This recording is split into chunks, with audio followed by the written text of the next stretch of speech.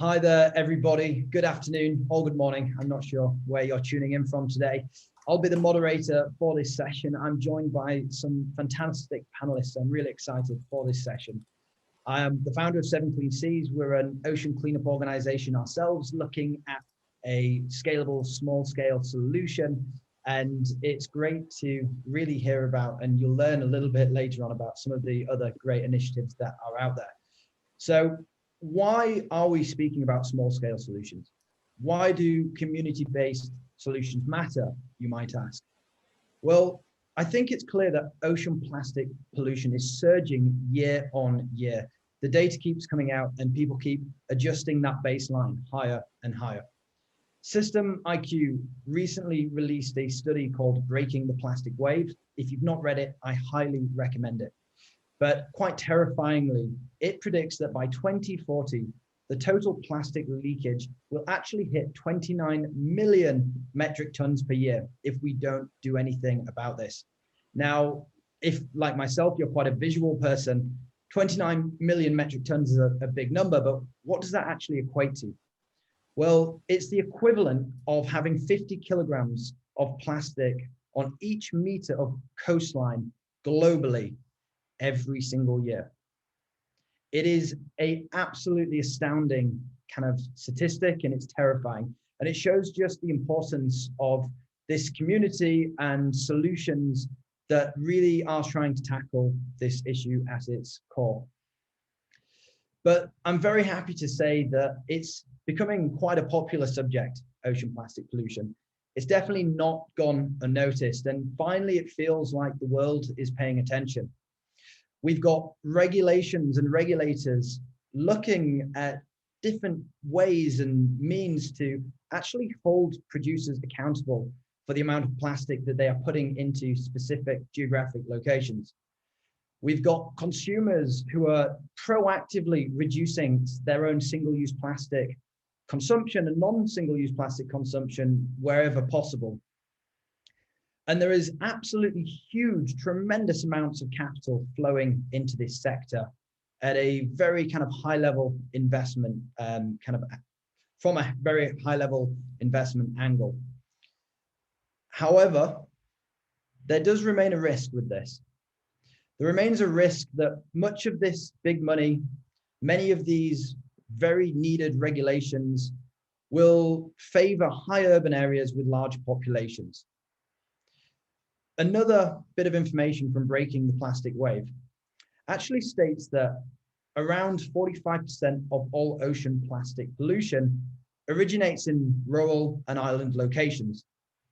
Now, these are areas quite often with low population density, low plastic density, high geographical spread, and it just makes it very difficult and very cost effective to do anything in waste management within this environment, which is why there is a natural organic kind of drift of the capital and regulations to really be focusing on high urban areas. And we've got to really make sure that whilst that is of course important, that these rural and island locations are getting a fair kind of look as well, and a fair opportunity to really tap into some of this investment. It's incredibly important to find solutions for these areas, solutions that support and empower the communities themselves on a very social level, while simultaneously stopping plastic leakage in the first place. And if possible, can we even go a step further and find ways and mechanisms to remove plastic from the marine environment wherever possible and efficient to do so? These areas require a very different approach to the mainstream. These areas require smaller scale, community-based solutions, but most importantly, these solutions need to be scalable and easy to be scaled. After all, if we do not focus on these areas as well as the high urban areas that are getting a lot of attention as we speak, then we will never be able to solve this complex issue of ocean plastic pollution. Now, we've got 4 people on this panel today who are each looking at this issue in their own unique way. We're going to be learning a lot about that in a moment.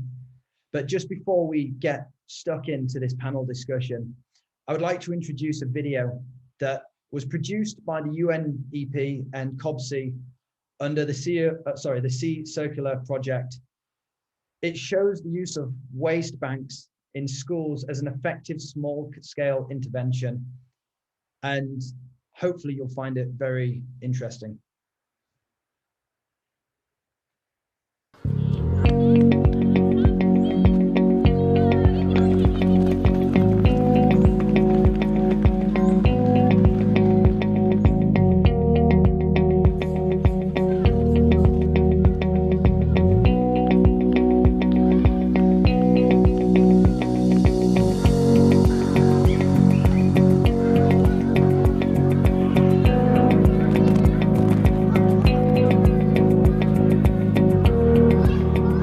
เกิดจากคณะครูนักเรียนเห็นความสำคัญของการนำขยะมาใช้ประโยชน์ใหม่แล้วก็จะได้เป็นการช่วยลดการใช้ทรัพยากรทำให้สิ่งแวดล้อมดีขึ้นค่ะ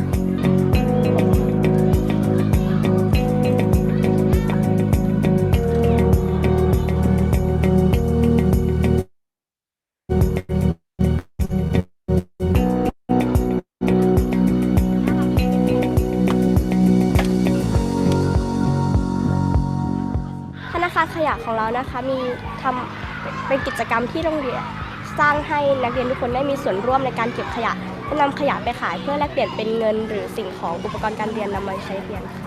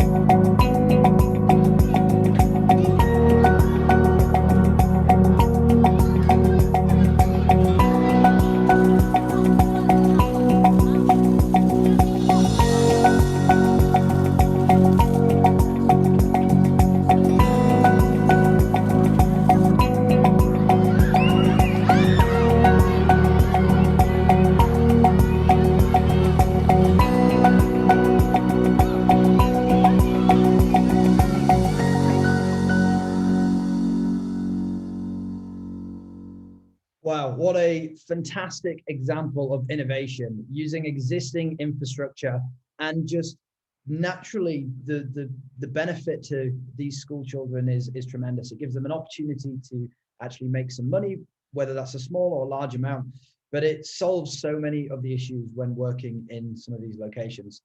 Hopefully that figure of, I think it was 140 waste banks, increased dramatically over the years to come.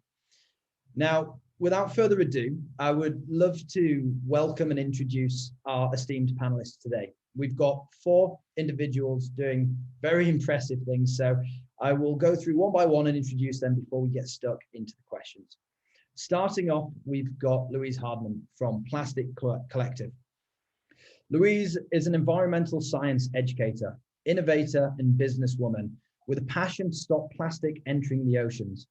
Starting a social enterprise, Plastic Collective, in 2016, she developed a mobile, lightweight recycling machine called the Shrewder. This is something I'm personally a huge fan of. Designed for remote and vulnerable communities suffering the impact of plastic pollution. Louise specializes in teaching the chemistry of plastics and zero waste education, empowering communities to build capacity to turn their waste into resources. Next up is Sang Hamitra. So Sang is from The Idea.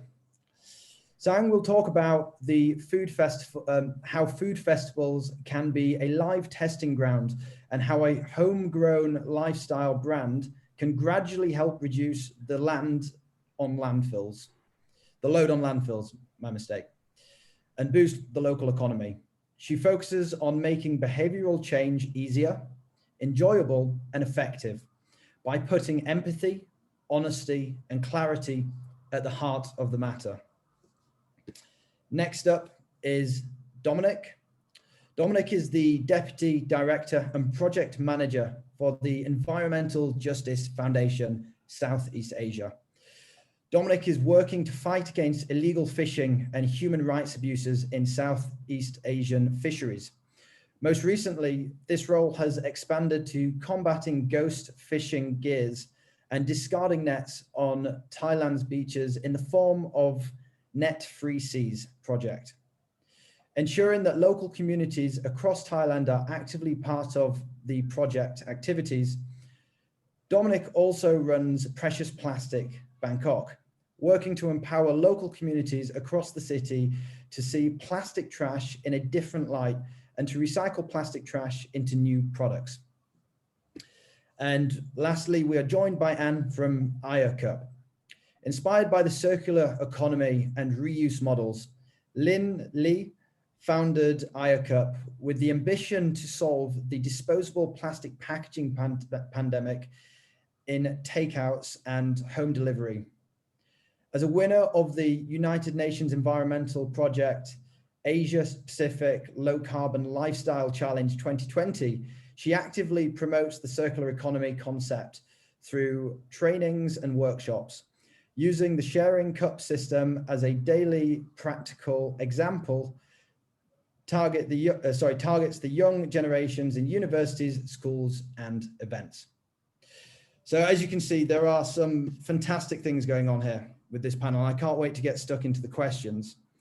We're actually going to be starting with Dominic.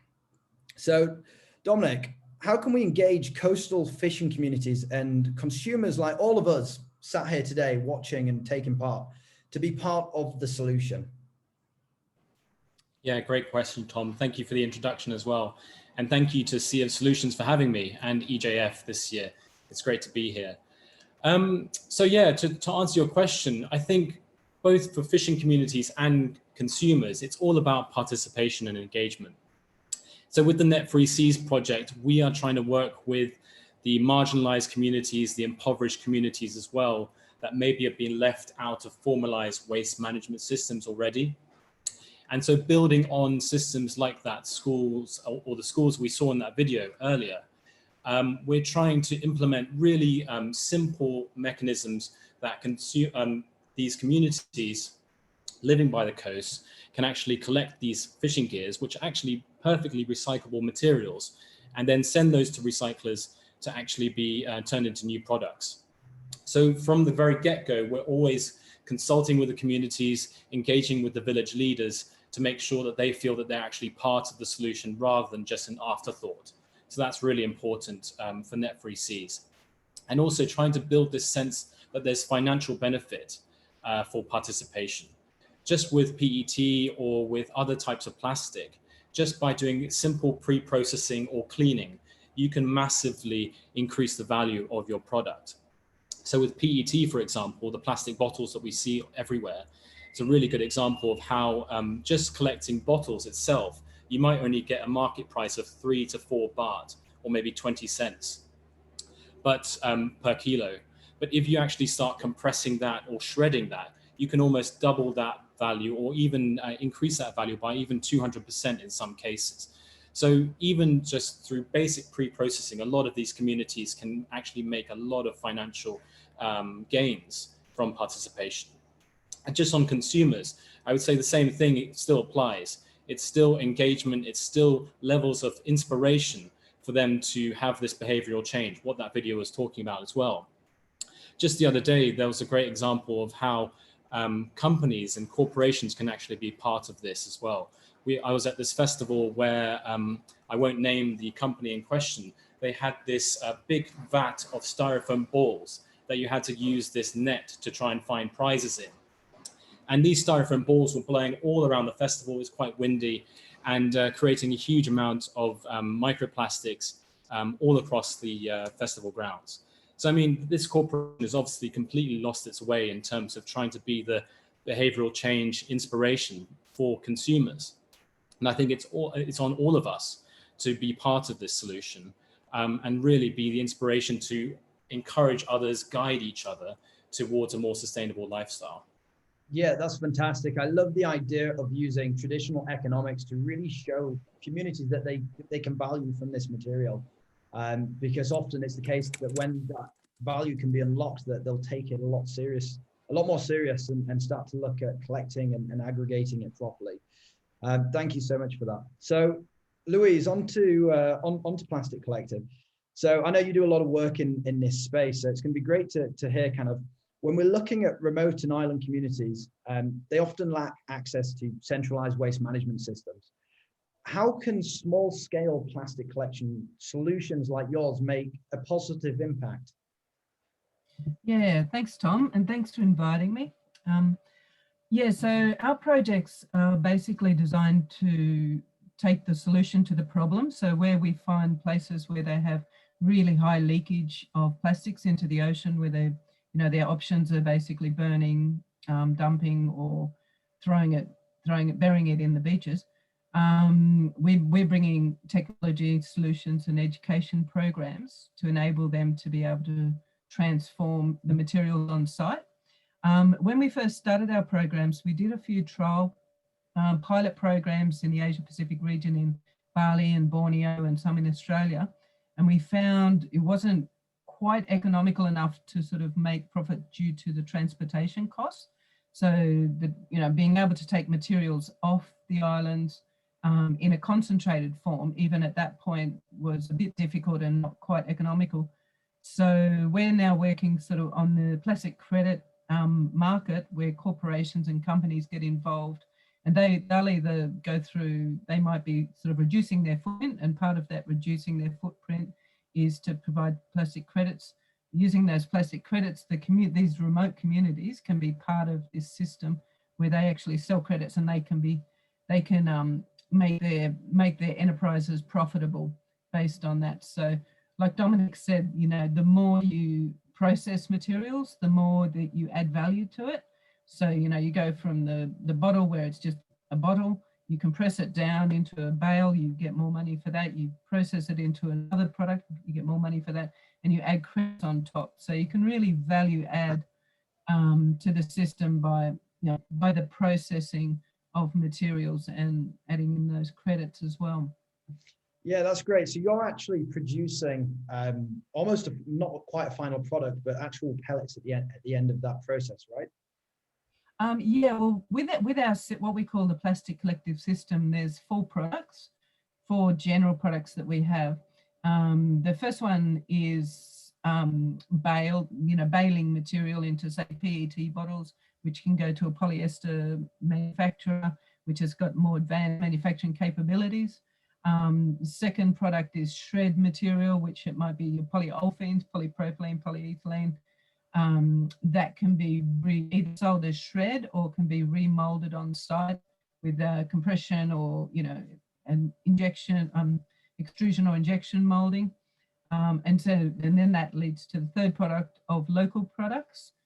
So they can design specific products that might be roof tiles, fence posts, you name it. Even with soft plastic, we're looking at sort of sheeting to prevent rain and things like that. And then the fourth product is the plastic credits, where they can actually sell collection credits for keeping the materials out of the environment, and they can also get manufacturing credits for replacing virgin material. So there's a few different levels, but basically there's about 4 different sources of revenue that they can tap into. Yeah, that's super cool. It sounds like there's a lot of kind of similarities with the work that you're doing with Dom as well. Yeah, definitely. Love the work they're doing up there. Yeah, moving on from, I guess, more of the collection, processing, manufacturing side, and looking at kind of bottom-up initiatives. Now, Lynn, you are the founder of IOCup. I'm a huge fan of reusable cups in general, specifically when you can rent that cup from wherever it is that you've forgotten to take your reusable cup to. It really is a great solution. And I'd love to hear from you kind of how you think kind of bottom up initiatives like yours can really kind of become successful business models in this day and age, and kind of what inspired you to start this? I think I would start with what inspired me to start. It's come from me become a very busy person. I don't have enough time to cook, so I order a lot. And after I order, I just see a mountain of plastic waste right after my home delivery. So I was thinking that must be a better way to solve this problem. And looking at something like paper packagings, or even sugarcane fiber packaging, they are very expensive for a country like mine, Vietnam, where all the food are very cheap, and plastic is like 3 to 10 times less expensive. So it's very hard to change for like street vendor to change their packaging. So I'm thinking about how can one product be produced and can be used for thousands of times or hundreds of times before it can be thrown away. And we start with I decided to use a cup, so it's like this here. So we put this cup in different locations, especially restaurants.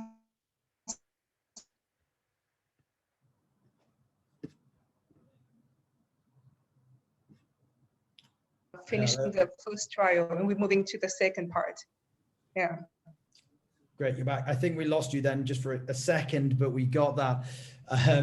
It's okay. Welcome back. Okay, great stuff. And do you see kind of an expansion of your business model in the future beyond kind of reusable cups? We actually still keep the cups at itself, but we go to a more closed loop area. So we think about events, and we think about universities where it's easier to control in a way, and also we can still have a lot of transaction, or can have a great impact, reduce a lot of single-use plastic within that controlled environment. So basically last year we were very successful with an event called Episode in one island in the south of Vietnam. For 7,000 cups that we provide, we save 44,000 single-use plastic cups within 10 days. So we see the great impact in one event, and we wanted to continue it in 2020. But then we also think about university, where the younger generations, they use they drink a lot of drinks and beverage, and we want to kind of educate them that there's another solution is reusable cups. Amazing. Keep up the the good work on that front. Thank you. Okay, so Sean, my next question is for you. So you started the idea, and I'd love to kind of hear, how do you get customers on board to shift to greener lifestyles, and how does this work as a business model? Okay, so firstly, I didn't start the idea. Somebody else founded the idea. I'm one of the principal consultants there. And a little bit about Cambodia. I think compared to many other countries in Asia, Southeast Asia, the infrastructure and the regulatory side of things is pretty weak out here. And also education and awareness about plastic and the bad side of single-use plastic is there, but it is also very limited. There's limited understanding of it. One of the sectors that creates maximum amount of single-use plastic here is, not surprisingly, the F&B sector, the restaurants and the bars. So our thought process was that, and we had already noticed, when you do research, what people actually do versus what people actually say, there are two different things. What people showcase as intent and what is transformed into action are very different things. So our idea was, how do we find real information and observe real behavior change? And so we thought, okay, F&B sector, the vendors want to make money on a weekend, and families want to go out and have fun with their children and the parents and everybody. And so why don't we start organizing a food festival, which becomes this common ground where we introduce the F&B vendors to the alternative side of things, to environmentally friendly products and practices. and also use this as a testing ground for communication and especially waste separation from the food lovers point of side. So, so when we went to the vendors, we basically pitched them that what about participating in an event where you will have 30,000 people visiting that event over a weekend. So that was our pitch. Our pitch was initially not about being environmentally friendly at all. Our starting point of the conversation was about a food festival which will attract 30,000 people over a weekend. And then we said, but you know what, to participate in this, because our vision is someday, sooner than later, would be 100% single-use plastic free. You will have to follow these certain things. You have to adopt these environmentally friendly products. The challenge there is, but I cannot afford it because it's so expensive.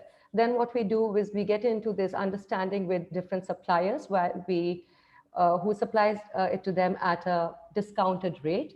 But then we also encourage them to waste separate. They're all incentivized at various points. And there are volunteers who are keeping an eye on it, but not in a punishing way, or not in a calling you out manner, more in an encouraging way. And the volunteers are all trained to handle this kind of conflict situations. If somebody gets offended by why are you bothering me when I'm doing my business out here, they know how to handle these things. Same goes for the consumer side of things.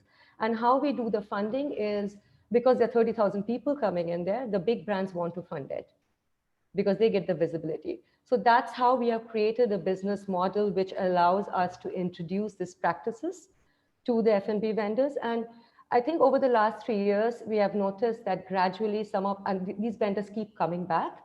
And now we notice that they're adopting certain of these practices on their own without us having to tell them. And sometimes they are coming up with like, hey, we are trying, but we are facing this problem. Can you help us? So one thing that we ensured is it was not about what vision we have. It's about what vision does our audience have? What do they want to achieve in their lives? And how can I provide them with something that helps them achieve that vision? And be very honest about the fact that change is difficult. There's going to be hiccups. And then provide them solutions with absolute clarity on this is where you can find the solutions to it. It's not a perfect system yet. It's every year we are trying to make it better. But one thing for sure, this is the cleanest festival I've seen in Cambodia. Or like, I'm from India, and not the cleanest country, obviously, in the world. So even if I have to compare those two situations, this is possibly one of the cleanest festivals we have seen. I have seen, not we, but I have seen. So that's one way how we try to monetize and introduce newer habits and practices without holding a higher moral ground to a certain extent. We are like, hey, we are doing business here. We want to do business in a good way, which is good for you, it's good for our environment, it's good for your children, it's good for everybody. So that's how we try to do it. Yeah. It's amazing. I think it's so important, and it's great having you on this panel today because a lot of us are kind of building with sustainability from the very core. I love the fact that actually you're representing business, and that business in its most traditional form can still conform in a profitable way with sustainability and with best practice kind of moving forward. I think it's very important for existing businesses in kind of any sector to think, well, I'm not a sustainability business, therefore I can't do this. I think you need to really kind of take your approach and just say, look, well, we're here to do business. We are a business. We're going to make money, but we can do that in a way that's profitable and good for the world. Yeah, because that's from our point of view also. As a company, we are a for-profit business. We don't get grants. We don't get fundings. Yeah. So we don't get funding. So we need to understand our bottom lines and pay our people also. And we also want to get paid well, right? So we use the same attitude when we are talking about, doing good for the environment. Yeah, absolutely. And without that kind of thought process in all business, traditional business, we just won't get there. Because we can't do it alone as the sustainability sector for sure. So we're about halfway through the questions. I hope everybody is enjoying this panel discussion so far. For the audience out there listening in now, I'm sure you have some burning questions. Can you please interact, give us whatever you've got, and we'll pose those questions to the panelists as we go along. Let us know if you've got any thoughts, any particular questions for any one of the panelists or all of the panelists. And we'll try and get those answered to you. Now, on to the kind of the second half. Now, what would a conversation or a panel discussion be in 2020 without the use of COVID-19 as a question. So Lynn, this one's actually aimed your way because I think maybe your particular business model has struggled or potentially struggled the most from this. But what challenges have you encountered, I guess, throughout this very strange year with COVID-19? And what advice would you give to the other sustainable startups here, but also listening and around the world? Yeah, so 2020 is hit us really hard and hit everyone really hard. So beginning when we started Cup, we wanted to do for food and beverage restaurants. Then we found that, oh, events is actually something very impactful and we can make money from that. So great, let's go for it. And we signed a quite big contract with event management company that we're gonna be exclusive providers with all the cups, and we're gonna be, you know, spreading 5 countries all over Asia. And we're so excited. We gotta have like a pipeline of investor in. Then COVID hits, and event is the first thing to cross off. And we got a few, like 1 or 2 months, we didn't know what to do.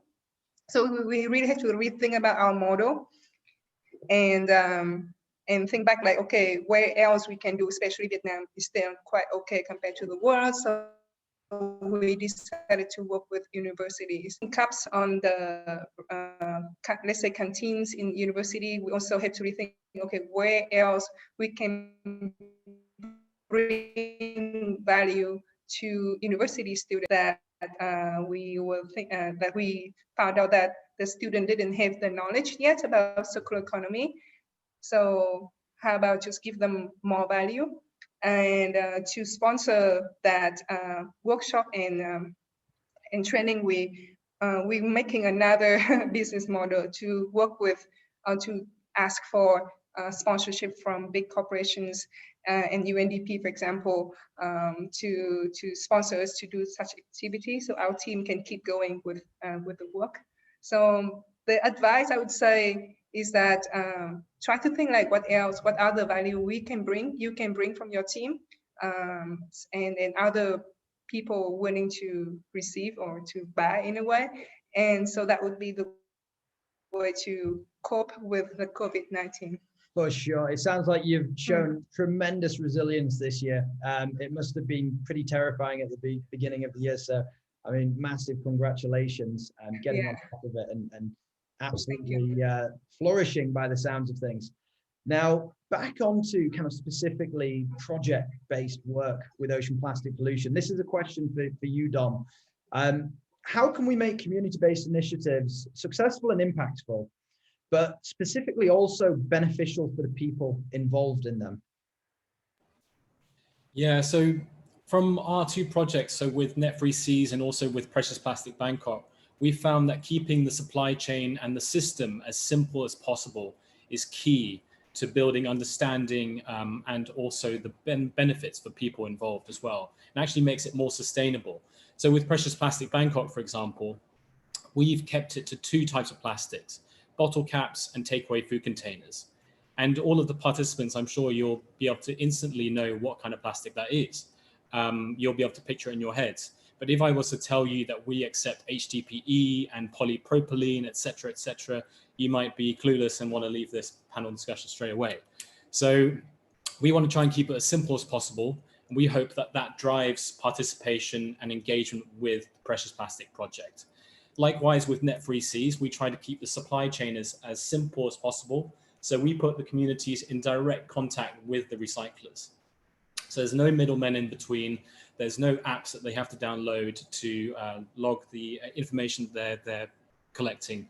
It's direct communication with the recyclers, and they just arrange a truck to come and pick up the nets. So, and what that simplicity also gives us is sustainability as well. So not only sustainability in terms of keeping the project financially viable in the future, but also from a carbon perspective as well. So making it as little carbon intensive as possible. So we try to localize all of the efforts within Thailand so that nothing's having to be shipped across seas abroad and be potentially affected by COVID restrictions. So everything's being done in Thailand, And that just means it's more sustainable, more simple, and cheaper as well for everyone involved. And I think, as we touched on earlier, COVID has shown that you need to have a financial resilience in place with projects to make sure that they can weather these storms that are coming. And potentially with climate change, one of the largest looming threats that we have as a society, hopefully this kind of financial robustness that we can build into projects can really help make sure that these projects are impactful, but also beneficial for the people involved. Sure. I'd also say, sorry, can I just one more point? Sure. On convenience, I think, and this is most related to precious plastic. We found that if it's not convenient for people to recycle their plastic, then they're not going to participate. So we've tried to make it as easy as possible by putting these drop-off locations across the city near the MRT or the metro stations, so that people can actually take their plastic on their commute, on their way home from work, for example, drop it off at their local cafe. So they can actually still be part of the process, but also just doing it on their way during their daily run around. Yeah, I think that's key, convenience. Unfortunately, plastic has such a low value that material value is not going to pull a large crowd, unfortunately. I've got one bonus question for you, actually. So when you are working with the fisheries and with these communities and directly with the fishermen, how is it being received? You know, your proposition of taking back these nets and, you know, I assume reimbursing them. How's that conversation going? Well, yeah, so a lot of the communities, they've always wanted to do something. They've always seen these nets in the water, they've seen them on the beaches, but there's never been this financial incentive to pick them up or to spend time above that coral reef trying to cut it off the structures. So now we're actually giving them this financial benefit, and we're trying to show that it's actually tangible. So often when we engage with them, we'll take some of our products. So I've got just one of those examples here. So this is a coaster that we've made from fishing nets collected from Thai communities. And so we just try to show that there is a tangible end of life solution for these nets. And I think that's been really evident. There's one community that's taken this to the next level. They've actually built, off their own fruition, a cleaning station, which is a brand new structure within their community, which I think will now employ maybe 3 or 4 staff who will just be cleaning nets, pre-processing those nets, adding value, and then those nets can actually be transported to the recyclers and then recycled responsibly. So that just shows that this really does have legs, and communities, if they're inspired and empowered, they can actually take it to the next level. Fantastic. I think watching them take their own initiative and build that facility must have been an amazing moment for you and the team. Now, before we just move on to the last couple of questions, we've got one last short video that we're going to share. I apologize in advance for my pronunciation of this, but the video is from Wat Chak Deang in Thailand, and it shows the recycling of plastic for monks' robes, which is just another very, very, very good use of recycled plastic. Would you like to roll the video? Coming right up.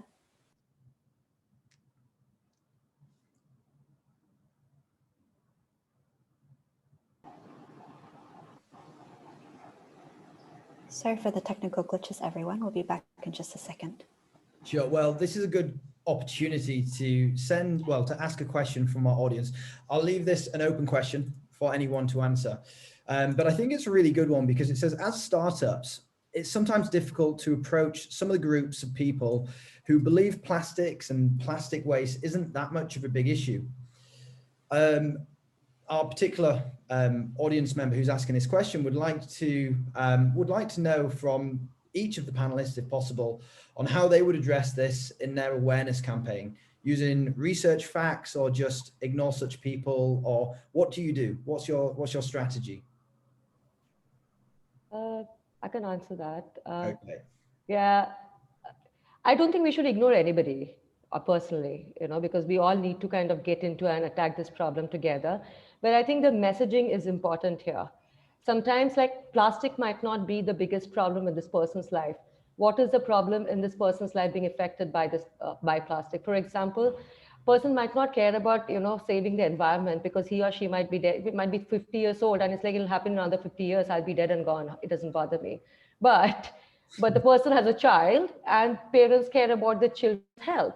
So how do we talk about children's health being affected in this, in their lifestyle, you know, not from our lifestyle point of view, in their daily life, how is it affecting their maybe children's health? So Cambodia is a rice and fish eating country, right? And fish is the highest source of protein out here. So a lot of the times we have tried to bring down the communication to like a parental love and the love for food and how they take care of their child's food. So from talking to an F&B, like a restaurant owner, I don't think our pitches initially, like I was saying, is not about, again, not using plastic. It's about, I'm going to help you do better in business. And this is how, without using plastic, you can still do better in business, or by using environmentally friendly product, how you can charge a premium and you can get you can target a new audience who actually loves these kind of initiative. So we try to show them better opportunities and not about saving the world so much, because it is too big for many people to relate to, you know, in their daily lives. Somebody's earning, say, $300 a month and supporting a family of 7. Asking that person to care about single-use plastic, no. I think you've nailed it. I think you've nailed it, Sean. There's one thing there that you said that really rings true with me is it's the perspective, you know. Okay, don't talk about the environment and the big world issues. From my personal experience, when they've got much more pressing issues in their life, financially and putting food on the table, it's best to relate the issue to their family and their own circle, whether that's health, food, their job if they're in a coastal community and they're reliant on the fisheries for their income. So I would say in those situations, try and bring the issue closer to home rather than necessarily saying the statistics that maybe we've discussed in this presentation. Yeah. How are we looking for this video? Are we going to be having audio? I think we will. Let's go ahead and try that again. Wow, watching the circular economy firsthand in action is truly a beautiful thing. We've got a long way to go until that circular economy is actually widespread throughout all of the countries, but it is starting, and that is a perfect example of that. Now, I'm keen to keep an eye on the clock. We've got 10 minutes left and a couple of questions left for the panelists that I'd like to get through. So this one goes straight back to Sean, actually. So what's your advice on how to effectively communicate lifestyle change and build a sustainable yet profitable business?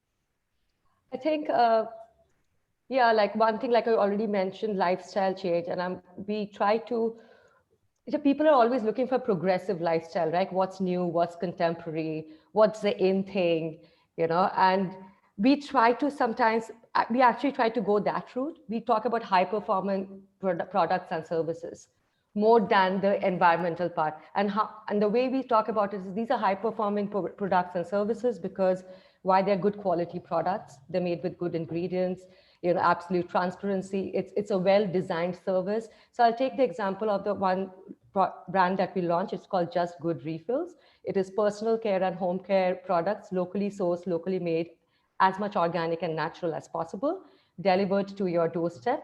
So you're taking out the shampoo bottles from the system, basically, you know, and the dishwashing liquid bottles, those monthly purchases. So even in that brand, we talk about environmental friendliness. The third thing is about being environmentally friendly. The first thing is about the quality of the product, the performance of the product, the performance of the service, the price point, very important, because that's the first thing people look at. Whatever people say, price is something that what people look at, you know.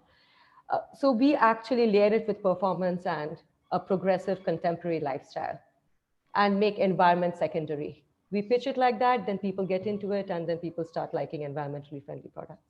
I love it. It's Trojan horse. You bring them in because your service and your product is just the competition. Yeah. Traditional economics. Why change what works, right? I love it. Yeah, no, I'm like, no, you have that product, you have this product. I'm giving you this better. It tastes better, it smells better, it works better. And there is no single-use plastic in it. So you're doing good too. So just look good, feel good, do good, all at the same time.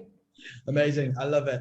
We've got another question in from the audience. I'm going to send this Louisa's way to get her back involved. I think it could be quite relevant to some of the rural communities you're working in. So it's from Anna. She works at Clean Our Oceans project. And essentially, when they've been training different communities about upcycling and different methods for segregation, kind of over the last 3 years, Her question is, when you're working with communities, do you ever encounter the challenge of poverty thinking? And this is, as a definition from Anna, when people believe they're entitled to charity because they are poor. Yeah, absolutely. That was probably one of the first projects we did in Bali. The people we were working with there had a fantastic setup. They were doing coral reef restoration. We bought the project there because they were trying to prevent the plastics flowing into the ocean and damaging the corals that they're growing. And they said to us, you know, it was a really amazing community and the people were beautiful. They said they had a lot of things being given to them, and so some of them sort of didn't really want to work for it. And so when we brought our program in, we were basically just wanting to show how they can find value in something. So when somebody sees there's value in something, they'll start to work towards it because it benefits them. So it comes back to people first, environment second, like Shong said.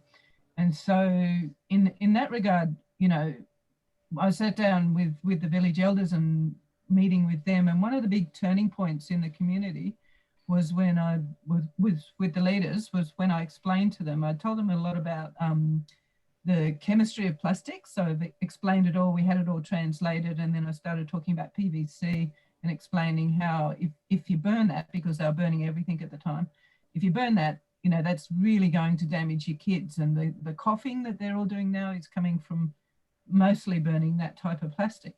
And so after that, they were really surprised, and, you know, they went off and, you know, stopped the burning. But pretty much the value, the waste centre at the time was a place where people also felt shame, so they didn't really want to work there, and it was sort of, it wasn't a really nice place to go. And once they could see that they could earn an income and they could sell the material and they had value, there was a lot of pride was developed. So we had this big shift from shame to pride, and that sort of overcame that poverty thinking, which was really, really powerful. And now the village is, you know, extremely proud of their work because they've done it.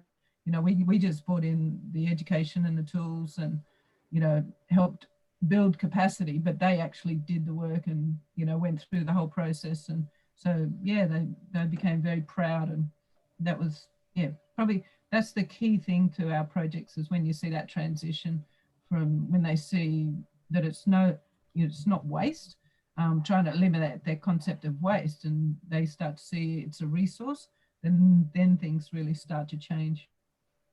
Yeah, that's amazing, to be honest. And a follow-up question from me that I think is so important, because in a lot of these areas that we all operate, particularly projects, maybe for Dom and Louise, more kind of relevant, but there is often that shame associated with waste management. You know, it's a little bit kind of frowned upon. So what was that moment that changed for you? Like, was it just that they realized there was value in it, or was it education, or was there a golden formula? Yeah, it was actually, like, I run workshops called Know Your Plastics, and I've been doing it in Australia for a while. And at every workshop, there'll be a point. Some people take about maybe a day for it to sink in that it's not waste, it's a resource. Some people might get it straight away. And that's that turning point where, you know, once you break the materials down to explain what plastic is actually made from, you know, carbon and hydrogen, and then sort of explain the different types of plastics. So you develop this understanding and knowledge. Once they have that knowledge is power. So they're empowered. So they start to understand what they're looking at. Then that really changes everything. And then they can start to see, oh, that's worth something to me. That's got value. We can collect that. We can make some money from it. And that's when, you know, they want to set up recycling stations rather than saying you have to do waste management, which is, you know, the old term of waste management is just moving waste from one spot to another. You eliminate that and you start to say it's, you know, don't call it waste management, call it resource recovery, because, you know, it's a resource and we just have to recover it. When we get to a point where we can't recover any more materials, then that last little bit might be called waste, but don't call it waste. When changing perceptions, it sounds like, then, just from the very get-go. That's amazing. It's something we all, I think, need to work towards. Now, we're wrapping up the end of this session. We've actually got one last question that we didn't get to ask. And also I wanted to invite all of the speakers to essentially share one final message, one sentence before they leave. I wonder whether we could go a little bit off piece here and kind of combine the two. The question was essentially, how can we, or should we scale up small scale initiatives? It's a hugely important question, and it's something that I would like us to answer. So in one sentence, can we all go through and give us perspective of how we can scale and make small scale solutions kind of prevalent in all areas, starting with Sean. Okay. I think collaboration would be one of the biggest thing. We definitely, all our small scale solutions have been possible only because of collaborating with different parties, including the government, including the local community who are, who are developing these products and everything. The other thing is that everything does not have to scale up in the sense just become bigger on its own, but can we replicate the model in a small scale itself in different areas? Like if I'm trying to do this food festival in Phnom Penh, can I do the same food festival in different provinces in Phnom Penh, follow that model in different provinces? Yeah. That itself, so it's not, I'm not scaling up to 30,000 to 100,000. Creating a business model that can be replicated in different areas, because and especially during, after COVID, we have all learned, like when we depend on like this big supply chains, what happens to us? Yeah. So it also helps us prepare for those, like the refill thing that was mentioning. Yeah. We don't need to become refill stations, all over the world. We can just keep it where it is. Follow that model in different parts of the world, still source locally. Yeah, based. I think it's a great parting message. We're going to have to move on. I'm sorry, we're running out of time. Yeah, thank you. Yeah, I think my point would be that you just need to have balance. You need to have balance between the environmental goals, which are obviously at the core of this, but you also need to have social and financial benefits and survivability for any project. Whether you're scaling it up, you need to have that sustainability and financial robustness to make sure that it's actually got longevity in it. Yeah, I couldn't agree more. Without having an economic model behind these things, where are they going to get funded? So it is so important. Louise? Yeah, I agree with both Dom and Sean.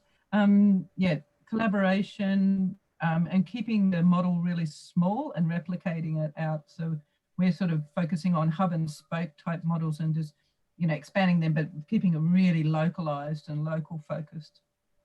Fantastic. And Lynn?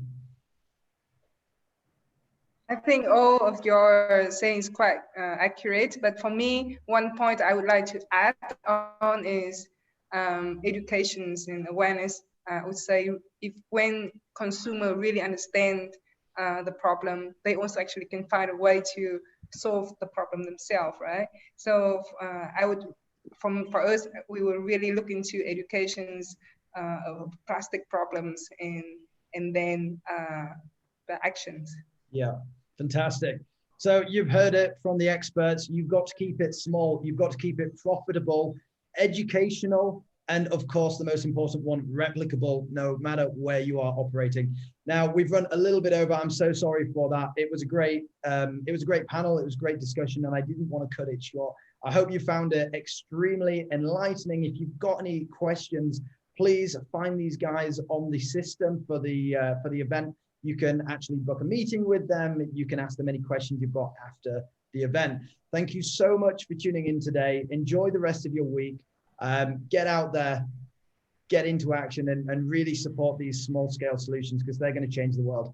Thank you so much. Have a good day. Thank you very much. Thank you.